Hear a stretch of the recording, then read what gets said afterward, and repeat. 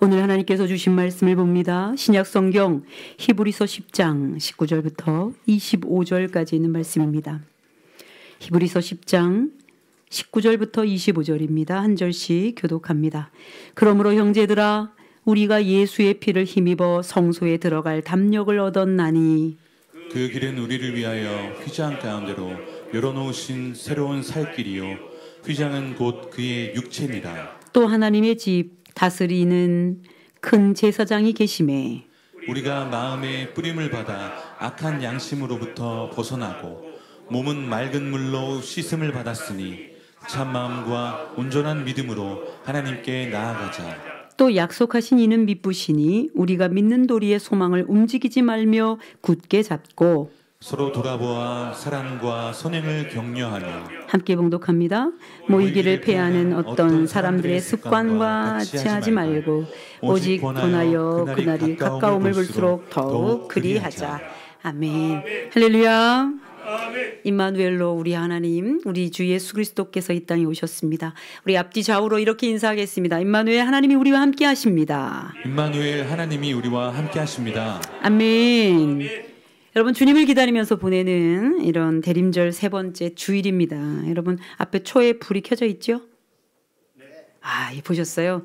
제가 확인을 못했는데 아주 우리 백수자 집사님, 안재용 권사님 예쁘게 해주셨어요. 밑에 있는 솔가지들은요, 솔방울과 솔가지는요 저기에 동산에서 일일이 긁어갖고 백수자 집사님이 쪼그리고 앉아서 긁고 있더라고요. 참 은혜로웠어요. 그냥 긁고 있는 것만 봐도 은혜롭더라고요. 그렇게 만들어진 겁니다. 야, 화면으로 보이네요. 여러분, 임마누엘은요 지난주에 우리가 뜻을 가르쳐 드렸고 여러분 잘 알고 계시는 겁니다. 임마누 하면은 우리와 함께 하시다. 엘 무슨 뜻이죠? 하나님이. 그래서 엘자 들어가면 하나님이다 이렇게 말씀을 드렸습니다. 임마누엘 하나님이 우리와 함께 하시다. 계시다. 그런데 미우라 아약고식으로 기도하면 이렇게 인사하죠. 임마누엘 아멘. 임마누엘 아멘. 이게 무슨 뜻이냐면 하나님이 우리와 함께 하심을 참으로 믿습니다. 이런 뜻입니다. 또 이렇게 인사시키면 좀 그렇지만 이때 아니면 얼굴을 볼 수가 없어요. 우리 앞뒤 좌우로 다시 확인.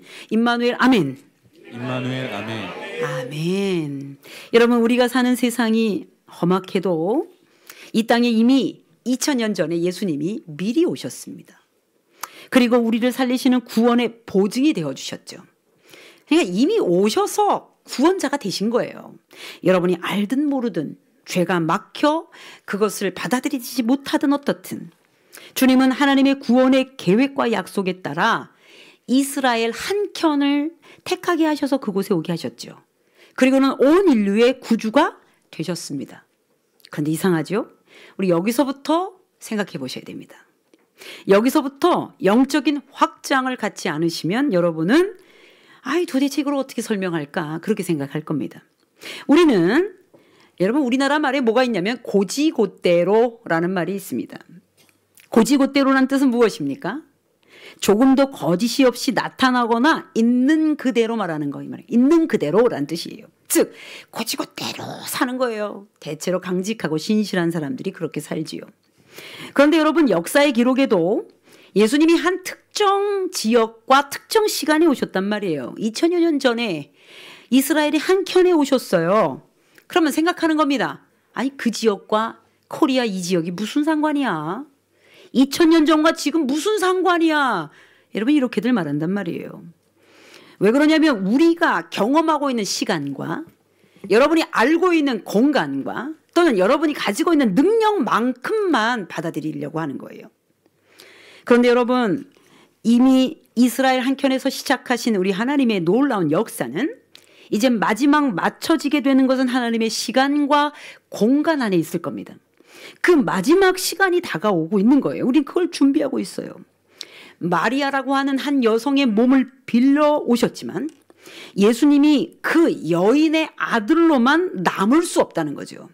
그분은 온 인류의 구주시요 그리고 주님이 되셨으니 우리가 곧대로 이스라엘 한켠의 그 시간에 그 지역의 어떤 여자에게 태어나신 예수님을 믿는 것이 아니라는 뜻입니다.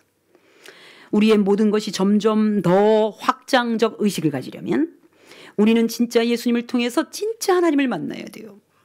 그러니까 나 진짜 예수님 만났어. 나 진짜 하나님 만났어. 이것이 여러분에게 경험이 되어야 되는데 아이 진짜를 만나란 말이야. 진짜 예수님을 만나란 말이야. 이렇게 얘기한들 여러분이 어떻게 믿어지냐고요. 그야말로 여기서 알고 있는 거 여기까지 내려오기가 너무 어려운 거지요. 우리에겐 지식이 있습니다. 우리에게는 감정이 있어요. 그리고 지식과 감정을 바탕으로 한 의지가 있어요. 결단해서 하는 실천적 욕구가 있습니다. 이것을 지정의라고 할 때 우리의 지식이 확장되고 우리의 감정이 확장되고 우리의 의지가 확장되지 않는 한 우리는 하나님 그분을 믿고 그분의 뜻대로 사는 것이 쉽지 않다는 거예요. 마태복음 1장 21절입니다. 아들을 낳으리니 이름을 예수라 하라. 이는 그가 자기 백성을 그들의 죄에서 구원할 자임이심이라 하시니라. 여기서 보십시오. 예수님께서 자기 백성을 그 죄에서 구원하실 분이라고 하시는데 자기 백성이 그러면 이스라엘 백성이겠습니까? 여기서 말하는 자기 백성은 요한복음 1장 12절로 확인할 수 있습니다. 이건 여러분 읽어주십시오. 영접하는 자 곧 그 이름을 믿는 자들에게는 하나님의 자녀가 되는 권세를 주셨으니. 모든 영접하는 자들을 일컬어 자기 백성이라고 말하는 거구나. 그 예수 그리스도는 임마누엘로 우리와 함께 하시기로 약속하신 하나님이십니다. 그래서 이미 2000년 전에 이미 오셨어요. 이미 오신 예수님을 우리가 영접하기만 하면 된다는 거예요. 예수를 그리스도로 고백해야 되는 고백은 다른 이가 대신해 줄 수 없는 바로 그 사람만이 해야 되는 고백입니다. 그래서 개인적으로 서소원이 고백해야 돼요. 개인적으로 정완식 장로님이 해야 돼요. 그 개개인이 진짜 만난 주님을 여러분 고백해야 됩니다. 이것은 각각 개개인의 고백은 맞습니다. 그런데 예수님은 그 각각의 한 사람, 그러나 그 사람을 위해서 오셨지만 그들이 모여 또는 그들 한 사람이 모두를 위한 존재인 것을 확인시켜 주셔서 모든 이들을 위하여 이 땅에 오신 거죠. 그래서 나를 위해 오신 예수님은 곧 우리를 위해 오신 예수님과 동일한 언어인 겁니다. 그래서 우리는 이렇게 고백해야 됩니다. 여러분 절단합니다. 예수 그리스도께서 우리를 위해 오셨습니다. 우리를 위해 오셨습니다. 제가 교회를 출근하려고 하면 저는 특별히 성결교회에 있는 쪽으로 이렇게 차를 몰아서 옵니다. 근데 보니까 우리 교육자들은 또 저쪽을 넘어서 가더라고요. 그러니까 자기들마다 이렇게 편한 길이 있는데 제가 얼마 전에 이렇게 길을 가는데 보니까 그 성결교회에 현수막에 이렇게 써 있습니다. 나를 위해 오신 예수 그리스도. 제가 그랬어요. 옳다구나. 맞지. 나를 위해 오신 예수님이 맞지. 그러나 우리 주님이 나 한 사람을 위하여 오셨다고 하는 이 특별하고도 개인적인 고백에서 머물면 이거는 안 되는 거지. 더 엄밀히 말하면 나를 위해 오신 주님은 우리를 위해 오셨는데 이 우리라는 말을 한번 창념해 보자는 거예요. 여러분 우리라고 하는 뜻을 한번 사전적 의미를 말씀을 드리면 말하는 이와 또 자기와 듣는 이 그리고 또는 자기와 듣는 이를 포함한 여러 사람을 일컫는 1인칭 대명사래요. 그러니까 여러분 각 개인이 구원받아서 그 개별적인 그 사람이 정말 구원받아서 살아야 되기 때문에 주님이 오셨지만 구원받은 나는 결코 그 한 사람의 목만큼이 아니라는 거예요. 그러므로 우리 모두 이 한 사람은 우리를 결성할 수 있고 우리로 힘을 만들 수 있는 여러분 이 한 개인이 우리와 동일한 언어란 뜻입니다. 여러분 우리나라는요. 우리나라 말에 대한 연구가 좀 많이 필요해요. 너무 아름답거든요. EBS 교육방송 같은 데 보면요. 가끔 우리나라 말 중에 잘못 쓰는 언어들을 이렇게 교정해 주는 그런 게 있습니다. 지난번 보니까요. 감사합니다와 고맙습니다의 차이를 또 이렇게 얘기하는 걸 보니까 여러분 원래 고맙습니다가 훨씬 더 높은 언어라네요. 우리는 감사는 어른들한테 하고 고마워, 고맙다 이렇게 할 때는 좀 어른보다 조금 이렇게 이제 우리가 동등됨을 취하거나 또는 이렇게 조금 낮춰도 되는 분들한테 쓰는 줄 알았잖아요. 그런데 여러분 고맙습니다의 그 고마라고 하는 그 언어가 원래 신이란 뜻을 갖고 있다네요. 그래서 제가 이 공주가 고만데 막 이러면서 나중에 좀 더 연구를 해야 되겠다 이렇게 생각했는데 즉 뭐냐면 하나님을 대하듯 신을 대하듯 신에 대한 그 경외 같은 마음을 대하듯 감사의 마음을 전달하는 게 고맙습니다래요. 너무 좋죠. 저 이제 고맙습니다 쓰려고 그래요. 우리 옆에 분들과 제 옆자리에 앉아서 고맙습니다 시작. 고맙습니다. 여러분 이렇게 와주셔서 고맙습니다. 저는 아주 감사합니다가 높은 언어인 줄 알고 제 스승 목사님께 늘 감사합니다 그랬는데 이제는 고맙습니다 이렇게 하려고 그래요. 그러니까 여러분 언어가 그런 의미를 품고 있더라고요. 그런데 여러분 우리나라라는 말이요. 우리 띄고 나라가 아닌 거 아시죠? 이게 그냥 우리의 고유 대명사가 됐어요. 예를 들면 우리나라는 여러분 이런 겁니다. 우리 한민족이 세운 나라를 스스로 일컫는 말. 그러므로 이것은 고유 대명사예요. 여러분 절대합니다. 우리나라. 그래서 여러분 쓸 때 우리 띄고 나라가 아니라 우리나라 이렇게 씁니다. 우리나라 이렇게 되뇌이는데 요즘 시국이라 울컥 속 울음이 올라왔어요.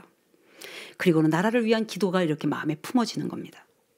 여러분 우리말 자체가 이미 말만 했을 뿐인데 내 감정으로 올라오고 기도가 나오지요. 말이 그렇게 해서 중요한 거예요. 그러니 우리 학교, 우리 엄마, 우리 권사님, 우리 목사님 얼마나 좋아요. 여러분 한 젊은 여자 집사님 얘기를 제가 새벽에 했는데요. 그 아이가 이제 교회학교를 요즘 못 나오고 있는 거예요. 친구가 없어요 막 이러면서 안 나와요. 그렇다 보니까 엄마랑 큐티를 하는 것 같습니다. 말씀 묵상을 하는 거예요. 거기에 너 이제 쭉 나와서 반성도 하고 회개도 하더라고요. 엄마가 게임 하지 말라 그랬는데 이제는 좀 줄이겠다. 뭐 이런 이거 다 하나님의 말씀이다. 뭐 이러면서 썼어요. 맨 마지막에 이렇게 썼습니다. 네가 섬겨야 될 당신이 섬겨야 될 사람들은 누구인가? 이렇게 했는데 첫 번째 하나님, 두 번째 예수님, 세 번째 목사님. 그래가지고 그걸 딱 찍어가지고 그 젊은 집사님이 저한테 보냈어요. 우리 아이가 이래요. 그래서 제가 막 칭찬해 줬습니다. 물론 아이가 섬긴다고 하는 것에 이웃이라고 하는 구체적인 대상을 못하고 해도 우리 하나님, 우리 예수님, 우리 목사님 할 때 그 우리라는 언어가 얼마나 따뜻한 언어이냐고요. 근데 여러분 성경 구약은 히브리어 그리고 신약은 헬라어 물론 다른 언어들도 있지만 아람어도 있고 뭐 이런 거지만은 구약은 대체로 히브리어로 여러분 읽으셔야 되는데 그 히브리어가 우리나라 말의 언어 문화 맥락에서 비슷합니다. 즉 우리라고 하는 공동체 개념이 히브리어에 들어가 있어요. 그래서 하나님 그러면 얘네들은 이 히브리적 사고를 하는 사람들은 하나님 안에 우리가 굳이 삼위일체를 얘기하지 않아도 하나님은 이렇게 개별적 한 개의 하나님이 아니신 거예요. 그러나 헬라적 사고는 좀 달라요. 아주 이분법적입니다. 굉장히 이성적이에요. 그래서 뚝뚝 다 나눠버려요. 하지만 히브리어는 우리나라 말하고 약간 일맥상통하다는 거예요. 확인해 볼까요? 창세기 1장 26절 27절입니다.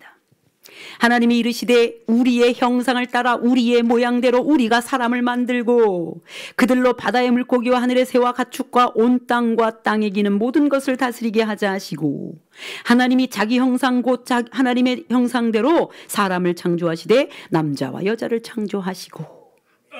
제가 지금 막 빠르게 읽어드렸어요. 우리의 형상대로 우리의 모양대로 우리가 아니 하나님이 지금 한 분인데 우리가 만들자 그럼 어디 계신 거지? 우리는 이렇게 이해하지요. 정리해보니 삼위일체 하나님이 여기 들어가 있구나. 이거는 해결하기 위해서 우리가 그렇게 결론을 내린 거지 하나님이라는 개념 자체가 개별적 한 개의 어떤 개체를 얘기하지 않는다는 것을 히브리어에서는 이미 이 안에 공동체가 다 들어가 있다는 거예요. 한 분으로만 알고 있던 하나님이 오늘 말씀 26절 지금 읽은 말씀 26절 27절에는 우리의 형상 우리의 모양이라고 말씀하시고 그리고는 자기의 형상 그때는 또 개별적 이미처럼 그렇게 나타내 보여주시는 겁니다. 유대인이 쓴 어떤 자료에 그렇게 나온 거예요. 그들은 이미 히브리어 안에 그렇게 되어 있다. 사랑하는 여러분 우리는 이렇게 생각할 수 있습니다. 하나님은 결코 한 개인의 하나님이 아니며 하나님이 보시는 개인은 개별적 의미의 개인이 아니라 공동체적 의미의 개인이다.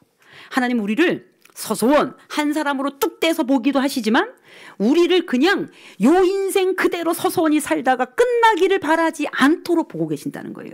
어떻게 본다고요? 공동체로 보신다고요. 확인해 볼게요. 아브라함을 부르셨을 때 아브라함이라고 하는 개체적 존재를 부르신 것으로 우리는 읽으면 안 된다는 거예요. 아브라함을 부르셨는데 그는 한 사람의 몫이 아니었습니다. 그에게는 이스라엘 민족의 시조가 달린 거예요. 그러므로 믿음의 조상이 되게 하셨습니다. 모세를 부르셨어요. 말썽꾸러기였던 모세를 부르셨는데 그 40여 년 막 방황했던 모세라고 하는 한 인간 자체를 부르신 것으로 읽으면 안 된다는 거예요. 그의 뒤에 이끌어질 출애굽하여 가나안으로 가게 된 민족의 지도자인 공동체적인 책임을 갖고 있는 공동체의 개인으로 봐야 되는 거예요. 다윗도 마찬가지입니다. 다윗 한 사람이 아닌 거예요. 그가 곧 이스라엘이었어요. 온 인류기도 한 거예요. 그래서 조금 확장해서 과장되이 한번 얘기해 볼까요? 여러분 잘 보세요. 한 교회 목사 또는 한 교회 어떤 성도가 그 사람이 어떤 닥친 불행이나 어려움들은 실제로 그 사람의 것이요. 본인이 감당해야지 라고 얘기하는 게 아니라 그가 가지고 있는 고통은 공동체의 아픔으로 여러분 읽어낼 수 있다는 거예요. 여러분 사남매를 키웠다고 생각해 봅시다. 한 가족이 됐어요. 둘째가 아파요. 둘째가 사업하다 망했어요. 그런데 여러분 이렇게 말합니다. 어머니 아버지가 둘째는 망해도 돼. 둘째는 알아서 살아야 되는 거지. 첫째, 셋째가 있고 넷째가 있는데 뭐 이렇게 말씀 안 하시죠? 둘째가 아프고 둘째가 망하면 다 같이 고통스러운 거예요. 그 짐을 어떻게 칠까 생각하는 거예요. 이게 우리라고요. 오늘 보면 19절 20절 여러분이 한번 읽어볼까요? 여기도 우리가 나오지요. 같이 읽겠습니다. 그러므로 형제들아 우리가 예수의 피를 힘입어 성소에 들어갈 담력을 얻었나니 그 길은 우리를 위하여 휘장 가운데로 열어놓으신 새로운 살 길이요 휘장은 곧 그의 육체니라. 아멘. 그러므로 예수 그리스도께서 나를 위하여 오신 그 나라고 하는 것은 우리를 대변하는 공동체적 언어인 것을 기억하시기를 주님의 이름으로 축복합니다. 그러므로 믿음의 고백도요 어떻게 해야 되냐면요 아주 개인적으로 해야 돼요. 그런데 지극히 공동체적이어야 됩니다. 마음으로 믿어 의에 이르고 입으로 시인하여 구원에 이른다고 로마서에서 말씀하셨어요. 그래서 개개인의 진정한 고백은 반드시 필요합니다. 여기 우리는 이제 부부들이 되게 좋은 분들 많거든요. 저는 너무 행복합니다. 예를 들면 여기 앉아 계신 우리 김진우 권사님과 안재훈 권사님은요 원래 서울 사람들이에요. 이분들이 공주를 못 떠나고 있어요. 이분들이 공주 사람으로 생각하시면 안 돼요. 서울 분들이 여기 와서 원래 이 땅에 오셔서 어떻게 살림을 좀 보고 모셨던 것이 그냥 공주 땅이 있는데 이 두 분이 진짜 은혜로운 부부란 말이에요. 근데 보겠습니다. 재훈, 내가 당신을 사랑해. 이렇게 직접적으로 옛날 젊을 때 여러분 이렇게 고백을 해야 되는데 내가 안재훈 씨한테 내가 지금 사랑한다는 고백을 옆에 있는 친구한테 야 친구야 우리 재훈 씨한테 가서 내가 사랑한다고 전해줘. 여러분 이렇게 되는 것은 안 되는 거죠. 여러분 내가 하나님을 만나면 내가 하나님을 사랑합니다고 내가 직접 하는 거죠. 이건 지극히 개인적인 고백이에요. 그런데 잘 보세요. 이 부부가 잘 되는 일은 저에게 행복입니다. 목사님 무슨 말씀이에요? 우리 부부가 잘 되는 거하고 목사님이 무슨 상관이에요? 하지 않아요. 이유가 뭐죠? 여기 우리의 믿음의 공동체이기 때문입니다. 그럼 여러분 우리가 잘해야 돼요. 우리 가정들이 잘해야 돼요. 왜 그래요? 우리가 한 개인이 아니기 때문이에요. 여러분 우리 근대 기독교 역사 가운데 18세기 말과 19세기 20세기 중반까지 어느 부분은요 실제로는요 우리는 개인 구원에 초점을 맞췄어요. 그래서 부흥의 자리마다 집회마다 때로는 우리 감리교는 그렇게 많이 안 해봤는데 지금 예수 믿고 구원받기를 원하시는 사람 나오십시오. 그럼 막 우르르 이건 미국에서부터 있었던 일들입니다. 그리고 우리나라에도 한동안은 그렇게 했어요. 빌리그램이 와서도 그렇게 했습니다. 근데 그때 뭐냐면 당신이 구원받기 원하십니까? 당신이 구원받기 원하십니까? 그래서 개개인의 구원에 초점을 맞췄어요. 그분이 받은 성령 체험과 그분이 가지고 있는 은사에 막 초점을 맞췄어요. 근데 문제는 너무 개인주의적인 구원에다 초점을 맞추다 보니 그들이 사회 속에서 어떤 영향력을 끼쳐야 되는지에 대해서는 미처 생각을 못한 거예요. 그것 때문에 오게 되는 병폐가 뭐냐? 기복주의가 오고 개인주의 신앙이 오는 거예요. 그건 나만 잘 되면 되는 거야. 나만 안 다치면 되는 거야. 나만 복 받으면 되는 거야. 이거는 여러분 건강한 그리스도인이 절대 아닌 거예요. 왜냐? 하나님이 우리를 그렇게 만들지 않으셔서 그래요. 사랑하는 여러분, 이제 어느 날 예수님이 여러분 부활하시고 이제 정말 하늘로 승천하셨어요. 그리고 제자들에게 말합니다. 하늘로 이렇게 올라갈 건데 너희들 예루살렘을 떠나면 안 돼. 그리고 아버지 하나님이 약속하신 것을 기다려라 그랬어요. 언제까지 기다리라고 하시는지 또는 약속하신 게 무엇인지 가르쳐 주지도 않으시고 그냥 무작정 기다리래요. 그래서 예루살렘 한 다락방에 모여요. 여러분 우리나라의 다락방 정도로 생각하시면 안 돼요. 그러니 120명 정도의 제자들이 모여서 그냥 떠나지 말라 그랬으니까 그냥 앉아서 기도합니다. 그냥 찬송해요. 그리고 기다린 거 주세요. 기다린 거 주세요. 약속한 거 주세요. 그러고 있습니다. 사도행전 2장 1절부터 4절입니다. 여러분 읽어주세요. 오순절 날이 이미 이름에 그들이 다 같이 한 곳에 모였더니 호련히 하늘로부터 급하고 강한 바람 같은 소리가 있어 그들이 앉은 온 집에 가득하며 마치 불의 혀처럼 갈라지는 것들이 그들에게 보여 각 사람 위에 하나씩 임하여 있더니 그들이 다 성령의 충만함을 받고 성령이 말하게 하심을 따라 다른 언어들로 말하기를 시작하니라. 오순절 날이 이미 이름에 이들은 열흘 정도를 계속 한 마음으로 기도했습니다. 그들이 다 같이 한 곳에 모였어요. 그런데 성령이 어떻게 불의 혀처럼 갈라지는 것처럼 나오는데 각각의 머리 위에 임하였대요. 각각의 사람 위에 임하였더니 각각의 다른 언어를 쓰더라 이런 뜻입니다. 이게 무슨 뜻입니까? 모여있기는 같이 모여있었는데 각각이 반응을 했어요. 이거는 교차적 의미입니다. 각각의 은혜가 모든 이들에게 영향을 끼치고 온 공동체에 임한 성령이 각각에게 임하여 하는 것. 이것은 교차적 의미예요. 그러니 여러분 이렇게 경험한 후에 이들 공동체는 믿음의 고백을 같이 할 수 있었어요. 한 개인의 고백이었는데 믿음의 고백을 공동체적으로 같이 하는 거죠. 그런데 이렇게 너무 황홀한 경험을 하고 났는데 너무 좋은데 우리끼리는 너무 좋은데 딱 문 밖을 나가면 예수를 모르는 사람들과 예수를 부인하는 사람들 투성인 거예요. 그러니 그들이 이렇게 말합니다.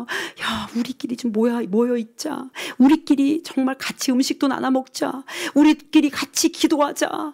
그리고는 물건을 서로 통용하기 시작해요. 재산을 같이 나눠 쓰기 시작해요. 그렇게 시작해서 믿음의 공동체가 시작된 거예요. 확인해 봅니다. 사도행전 2장 44절부터 47절. 믿는 사람이 다 함께 있죠.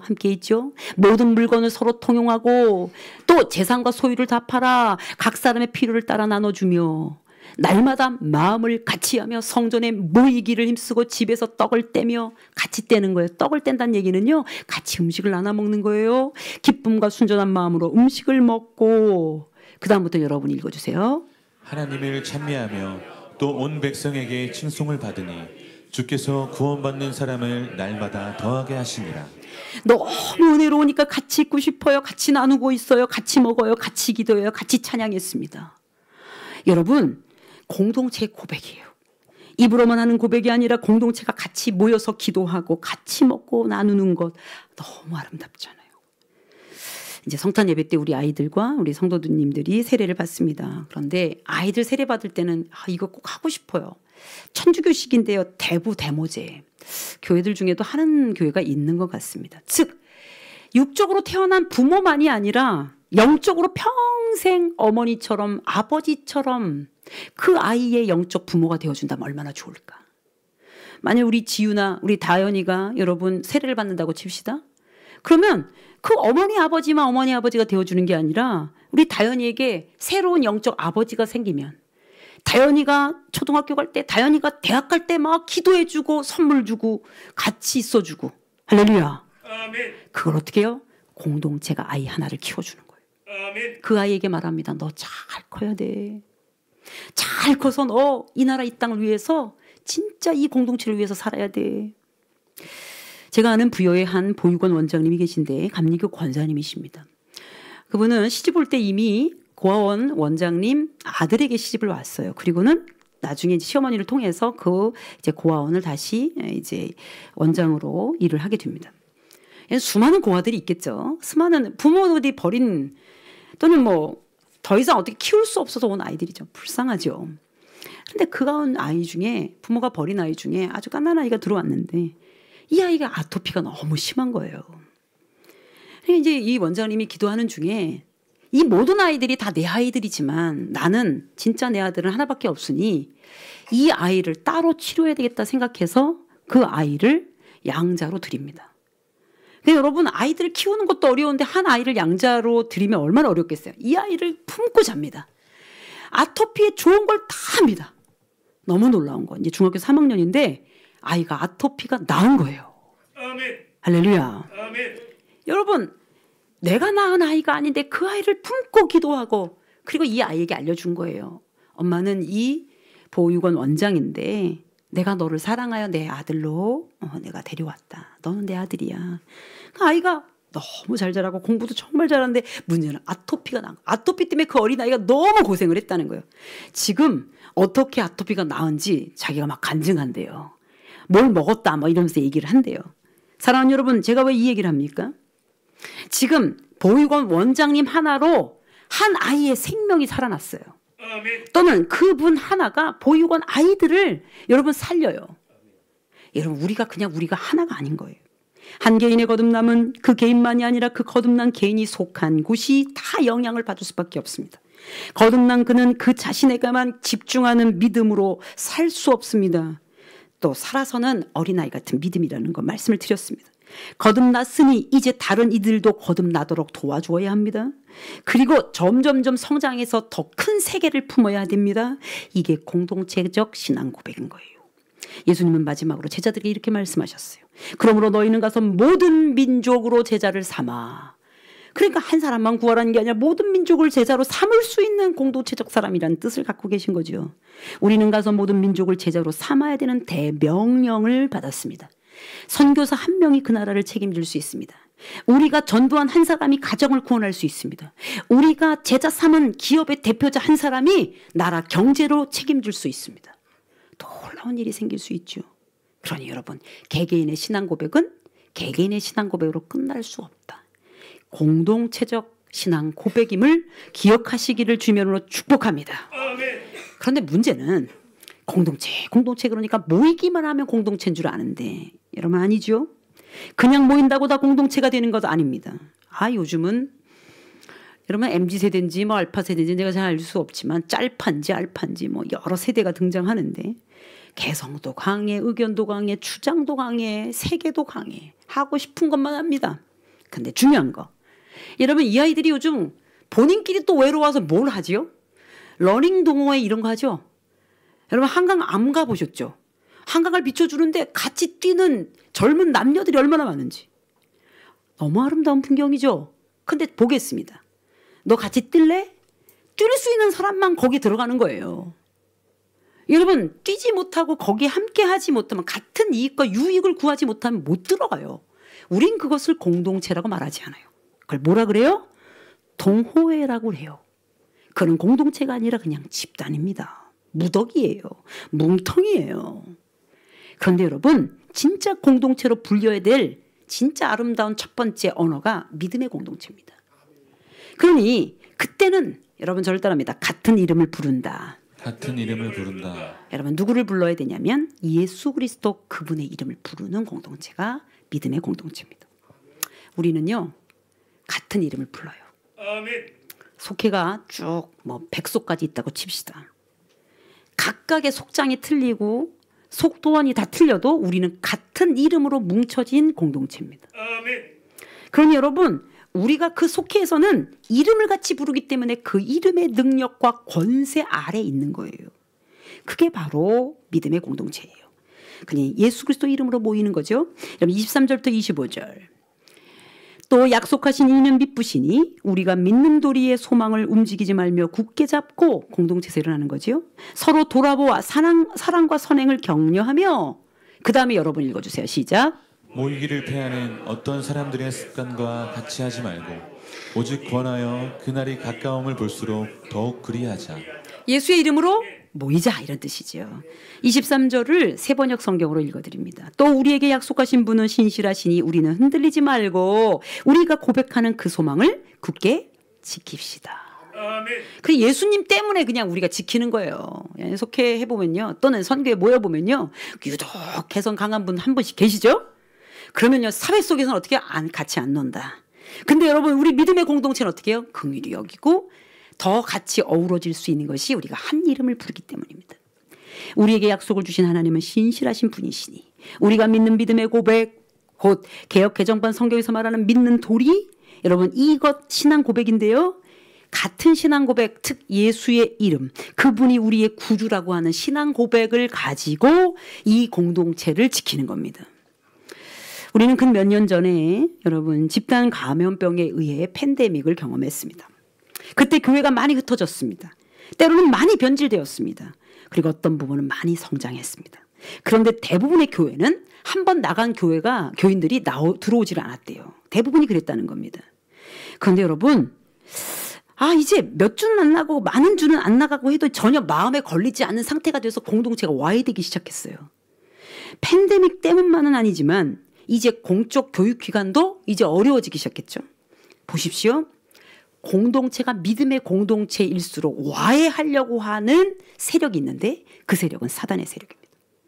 여러분이 속아 넘어가시면 안 돼요. 그래서 어떻게 해요? 우리는 같은 주님을 섬기고 같은 이름을 부른다. 여러분 저를 따릅니다. 같은 이름을 부릅니다. 같은 이름을 부릅니다. 그 속장님 때문에 모였어도 우리는 같은 이름 때문에 있는 거예요. 그 교회에 그 목사님이 훌륭하다고 해도 그 목사님 때문에 모인 게 아니라 예수님 때문에 모여야 되는 거예요. 저는 그래서 아직도 훌륭하신 목사님네 교회에 내가 등록해야지 이것에 대해서 생각해본 제가 평신도로 살아본 적이 없어서 그럴 수 있죠. 얼마 안 되니까. 그리고 그 사람을 따라서 가는 것들에 대하여 선택의 자유는 있지만 생각해보면 그것이 진짜 예수 이름이 살아있다고 하면 여러분 뭐 사람을 볼 게 뭐 있어요. 그러니 진정한 믿음의 공동체는 믿는 도리의 소망을 굳건히 붙들고 서로서로 돌봐주고 선행을 격려하는 곳이어야 되지요. 이제 24절 25절을 읽어봅니다. 제가 봉독할게요. 서로 돌아보아 사랑과 선행을 격려하며 모이기를 패하는 어떤 사람들의 습관과 같이 하지 말고 오직 권하여 그날이 가까움을 볼수록 더욱 그리하자. 즉 잘 모여라 이런 뜻이에요. 서로 돌아봐 주라 이런 뜻입니다. 그런데 예수님이 말씀하셨습니다. 마태복음 18장 20절 이건 여러분이 읽겠습니다. 두세 사람이 내 이름으로 모인 곳에는 나도 그들 중에 있느니라. 아멘. 여러분 이걸 믿으십니까? 그럼 여러분 속회 때마다 아이고 일주일 이렇게 빨리 돌아와 이게 아니고 야 두세 사람의 있는 그 자리에 같은 이름 예수님을 부르면 여기에 주님 오신다고 하셨는데 주님 오셨으니 여러분 그 안에 병든 자를 놓고 기도하면 주님이 고쳐주시는 거고 문제를 놓고 기도하면 주님이 해결하시는 거고 할렐루야. 그것을 경험할 수 있는 공동체가 되기를 주님으로 축복합니다. 올해도 정말 얼마 안 남았습니다. 우리 성도님들은 개인적으로도 얼마나 바쁜 시간을 보내고 계십니까? 얼마 있다 맞이할 새해에도 우리는 조금씩 성장하게 될 것입니다. 각 개인의 영적 성장과 함께 우리 공동체가 우리 믿음의 공동체 이 주님의 교회 공동체가 우리 안에 오신 예수 그리스도로 말미암아 더 건강하게 되기를 주님으로 축복합니다. 그럼 마지막으로 따라하겠습니다. 예수님이 우리 공동체 안에 오셨습니다. 우리 공동체 안에 오셨습니다. 기도하겠습니다. 우리 주님 우리 공동체 안에 오셨습니다. 먼저는 우리 자신 각각에게 오셨습니다. 오시고는 말씀하시며 네가 만난 나를 다른 이에게 전하라 하시고 그렇게 전하여 우리를 만들라 하셨습니다. 주님 우리 교회가 각각 개인의 은혜도 경험하지만 그들이 속한 가정과 기업과 그리고 모든 공동체가 되살아나는 역사가 우리 주님의 교회 성도들 가운데 있도록 도와주옵소서. 하나님께 영광 올려드리며 우리 주 예수 그리스도의 이름으로 간절히 기도합니다. 아멘.